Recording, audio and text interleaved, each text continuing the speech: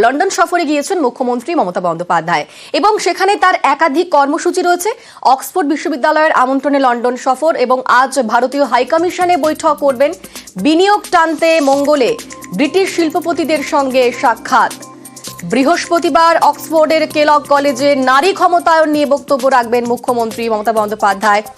আরো কি কি কর্মসূচি রয়েছে, আমাদের সঙ্গে রয়েছেন প্রতিনিধি সোমরাজ বলতে পারবে। সোমরাজ, দেখো, মুখ্যমন্ত্রী মমতা বন্দ্যোপাধ্যায় সোমবার অর্থাৎ আজ ভারতীয় হাই কমিশনে লন্ডনে একটি বৈঠকে যোগ দেবেন।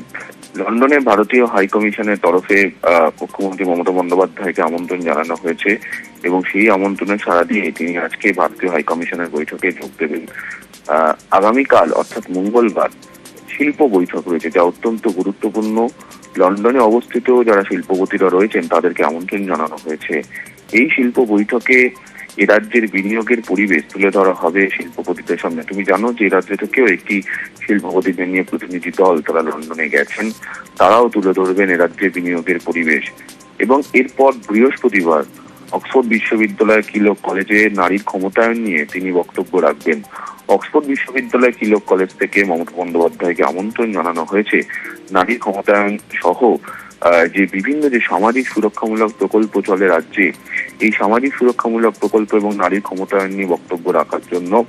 এবং সেই আমন্ত্রণে সাড়া দিয়েই মুখ্যমন্ত্রী মমতা বন্দ্যোপাধ্যায় লন্ডনে যাওয়ার সিদ্ধান্ত নেন। বৃহস্পতিবার এই অক্সফোর্ড বিশ্ববিদ্যালয় কিলগ কলেজে তিনি নারীর ক্ষমতায়ন নিয়ে বক্তব্য রাখবেন।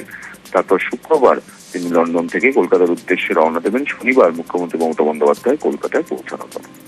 বেশ, ধন্যবাদ সোমরাজ।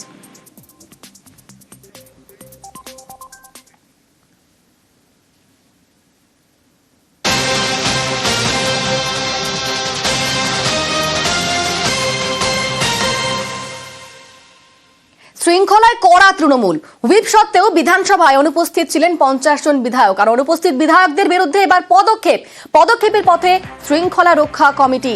আজ তৃণমূলের শৃঙ্খলা রক্ষা কমিটির বৈঠক রয়েছে। আমাদের সঙ্গে রয়েছেন প্রতিনিধি আবির, কখন সেই বৈঠক হবে এবং এই বৈঠকে কতটা কড়া পদক্ষেপ করা হতে পারে? দেখো, দলীয় শৃঙ্খলা নিয়ে মোট 3টে কমিটি তৈরি করা হয়েছিল। তার মধ্যে যে কমিটি বিধানসভার বিধায়কদের শৃঙ্খলা রক্ষার বিষয়ে নজর দেবে, সেই পরিষদীয় শৃঙ্খলা রক্ষা কমিটির আজকে বৈঠক রয়েছে। সূত্রের খবর, পরিষদীয় মন্ত্রী, মুখ্য সচেতক সহ যারা কমিটির সদস্যরা তারা এই বৈঠকটি করতে চলেছেন। দুপুরে সেই বৈঠক হওয়ার কথা। প্রথমত হচ্ছে যে বিধানসভার অধিবেশনে প্রত্যেককে হাজির থাকতে হবে, অধিবেশনে যোগ দিতে হবে, এই বার্তা প্রথম থেকে দেওয়া হয়েছিল, যদি অনেকেই সেটা বিভিন্ন সময় মানতেন না। বিধানসভা অধিবেশনের শেষ সপ্তাহে দেখতে পাওয়া গিয়েছিল তৃণমূলের তরফ থেকে দলীয় স্তরে হুইপ জারি করা হয়েছিল এবং হুইপ জারি করা মানে উপস্থিতি বাধ্যতামূলক সদস্যদের। সেক্ষেত্রেও দেখতে পাওয়া গিয়েছে যে একাধিক বিধায়ক তারা যেদিনকে মুখ্যমন্ত্রী উপস্থিত ছিলেন সেদিনকে থাকলেও বাকি দিনগুলিতে সে অর্থে দেখতে তাদেরকে পাওয়া যায়নি। বিশেষ করে বৃহস্পতিবার দিনকে যখন বিধানসভার অধিবেশন কক্ষের মধ্যে বিরোধীরা শাসক তৃণমূল কংগ্রেসকে বিধে লাগাতার রাজনৈতিক আক্রমণ সানিয়ে যাচ্ছিল, সেই সময়ও শাসক দলের বিধায়কের সংখ্যা অত্যন্ত কম ছিল। হিসেব বলছে শাসক দলের যে 100-র কম বিধায়ক সেই সময় সেখানে ছিলেন। এক্ষেত্রে দাঁড়িয়ে বিধায়কদের মুখ্য সচেতকের ঘরে গিয়ে তারা স্বাক্ষর করেন, সেখান থেকে একটি তালিকা পাওয়া যাবে। আবার সেই তালিকার পাশাপাশি এটাও দেখে নেওয়া হচ্ছে তারা সই করেছিলেন যদিও অধিবেশন কক্ষের মধ্যে হাজির থাকলেন না, ফলে হুইপ অমান্য করলেন। এদের বিরুদ্ধে কড়া ব্যবস্থা গ্রহণের পথে এগোতে চাইছে হচ্ছে শাসক দল। তার কারণ তারা মনে করছে এই নির্দেশ অমান্য করাটা হয় ইচ্ছা করে নয়তো না বুঝে করা। তো যেটাই হোক সেটা দলীয় শৃঙ্খলার পরিপন্থী নয়। এই পরিস্থিতিতে দাঁড়িয়ে যারা বিধায়ক যারা রয়েছেন তাদের এই ভূমিকা তাই ইতিমধ্যেই তীব্র সমালোচিত। তাই তাদের বিরুদ্ধে ব্যবস্থা গ্রহণের পথে হাঁটতে পারে হচ্ছে শাসক দল। সেই কারণেই আজকের এই বৈঠক হচ্ছে। সূত্রের খবর, এই বৈঠক থেকে শোকজ নোটিশ পাঠানো হবে। জবাব পেলে ভালো, না পেলে পরবর্তী সিদ্ধান্ত দলের শীর্ষ নেতৃত্ব গ্রহণ করবে। বেশ, ধন্যবাদ আবি। এবার বিচারপতি ভার্মার বাড়ির সামনেও পোড়া নোট। কয়েকদিন আগে যশবন্ত ভার্মার বাংলোয় আগুন, কয়েক বস্তা নোট উদ্ধার করেন দমকল কর্মীরা। বিচারপতির বাড়িতে এত টাকা উদ্ধারে শুরু হয় বিতর্ক। প্রাথমিকভাবে দিল্লি হাইকোর্ট থেকে বিচারপতিকে ট্রান্সফার করা হয়। ধামাচাপার অভিযোগ ওঠে সুপ্রিম কোর্টের বিরুদ্ধে। চাপ বাড়ায় অবশেষে 3 সদস্যের তদন্ত কমিটি গঠন। ঘটনার সঙ্গে সরাসরি যোগ অস্বীকার করেন বিচারপতি ভার্মাও। তার দাবি, সার্ভেন্টস কোয়ার্টারে গুদামে টাকা ছিল, যার সঙ্গে বাংলোর কোনো যোগাযোগ নেই। রবিবার সেই বাড়ির সামনেই পোড়া নোটের টুকরো উদ্ধারে নয়া বিতর্ক। हम कूड़ा गाड़ी पर काम करते हैं, 4-5 दिन हो गए, हमें 500 के नोट जले हुए मिले थे और अब भी मिले थे वहाँ पड़े हुए नोट, छोटे छोटे टुकड़े टुकड़े टुकड़े। 4-5 दिन पहले यहाँ सफाई कर रहे थे, हम वो ढेर उठा रहे थे कूड़े का, तो उसमें जला हुआ कुछ सामान था, उसमें 500 के नोट थे जले हुए, वो छोटे छोटे टुकड़े थे उसमें।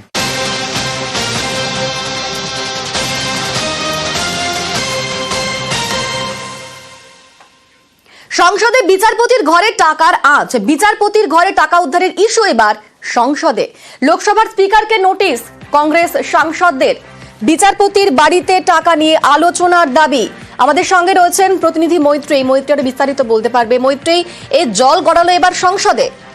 একেবারেই দেখো, গত কয়েকদিন ধরে যে বিষয় নিয়ে আলোচনা তুঙ্গে উঠেছে, সেই বিষয় নিয়ে এবার সংসদে আলোচনা চাইলেন কংগ্রেস সাংসদ মানিকাম ঠাকুর।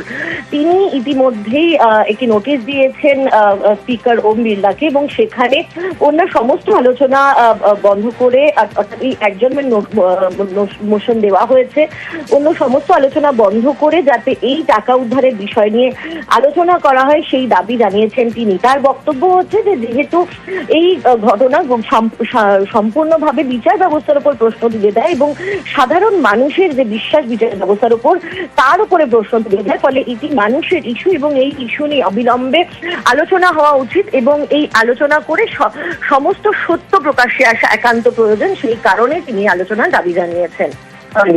বেশ, ধন্যবাদ মৈত্রী। নিউজ 18 বাংলার খবরের জের। ঝাড়গ্রামের স্কুলে বসেছে নতুন জলের পাম্প এবং ট্যাঙ্ক। খাবার জলের অভাবে এই স্কুলে মিড ডে মিলের রান্না বন্ধ হয়। পড়ুয়াদের দেওয়া হচ্ছিল মুড়ি চানাচুর। আর নিউজ 18 বাংলায় এই খবর দেখানোর পরেই পদক্ষেপ নিল ঝাড়গ্রাম পুরসভা।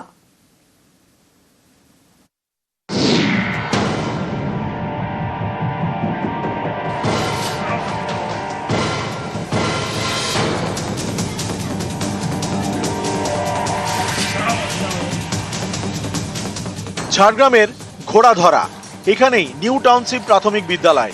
এই বিদ্যালয়ের খাবার জলের পাম্প খারাপ হয়ে পড়েছিল। পড়ুয়াদের খাবার জল এবং মিড ডে মিলের জন্য ভরসা ছিল রাস্তার কল। অভিযোগ, 9 মাস ধরে এই ভোগান্তি চলছিল। প্রশাসনকে জানিয়েও কোনো লাভ হয়নি। গত বৃহস্পতিবার এই খবর দেখায় নিউজ 18 বাংলা। খবরের জেরে তৎপর ঝাড়গ্রাম পুরসভা। রবিবার নিউ টাউনশিপ প্রাথমিক বিদ্যালয়ে নতুন জলের পাম্প বসানোর কাজ শুরু হয়েছে। নতুন জলের ট্যাঙ্ক বসানোরও আশ্বাস দিয়েছে পুরসভা। পৌরসভা থেকে আমাদের নতুন বোরিং করে দেওয়া হচ্ছে এবং নতুন পাম্পও বসিয়ে দেওয়া হচ্ছে। আর কোনো জলের সমস্যাও থাকছে না।